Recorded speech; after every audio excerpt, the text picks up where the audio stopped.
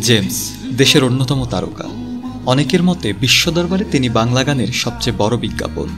সাধারণত দেশের কোনো চলমান ব্যাপারে কখনো কোনো মন্তব্য করতে দেখা যায়নি তাকে, এমনকি কোনো আন্দোলন সম্পর্কেও তিনি বরাবরই নীরব। কিন্তু এবার ভেঙেছেন সেই নীরবতা।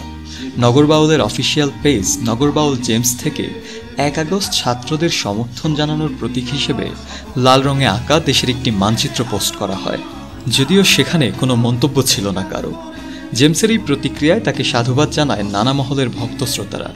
পোস্ট করার 2 ঘন্টাতেই 17,000-এরও বেশি রিয়েক্ট দেখা যায় পোস্টটিতে। এই সামান্য সময়েই 1,000-এর বেশি শেয়ার এবং প্রায় 1500-র মতো মন্তব্য দেখা যায় পোস্টটিতে।